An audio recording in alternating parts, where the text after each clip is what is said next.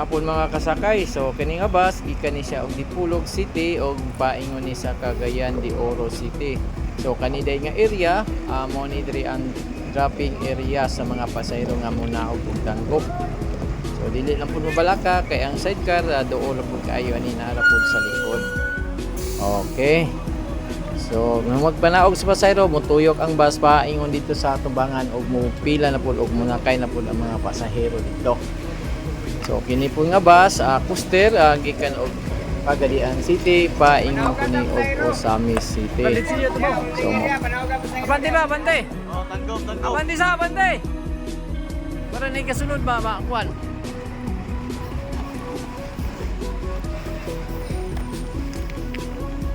Dira tanggap ba dira.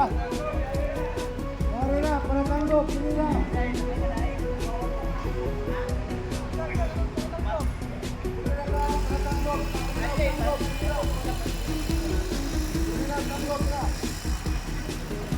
Mga kasakay, ining human yung panganaog sa bus, naara atong sidecar nga gahulat na dayon. O katupo mga pasayro nga mosakay og bus nga gikan sa syudad, gikan sa eskwelahan. So ining panganaog ninyo, bali mo sulod mo diri sa terminal nga bag-o og bugnaw pagkaayo. Ay ma'am. Okay, so dito sa unahan og ating ipakita kung unsa kanindot nga karon ang bag-ong terminal bugnaw pagkaayo no. Okay.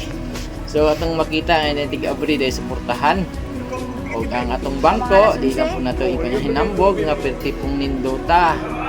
So daghang po inang hinglo. So uman og tuyok sa bus o di ara ang bus nga paingon og Cagayan de Oro City.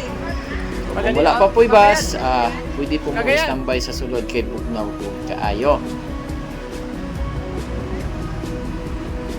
So hapsay na kayo atong pagsakay kay dito pa lang daan sa likod, ni-drop na mong pasayro. So mahitabo, so wala na sinugatay sa mga pasayro kay sa una saka na og magsugatay karon hapsay na kayo og pasalamat kay ko kay Sir Estrosas o kang Sir Saro o kang Sir Andoy nga maoy nangulo diri karon nga ilang gipahiluna ang mga sidecar o mga bus diri sa IBGT Tanggog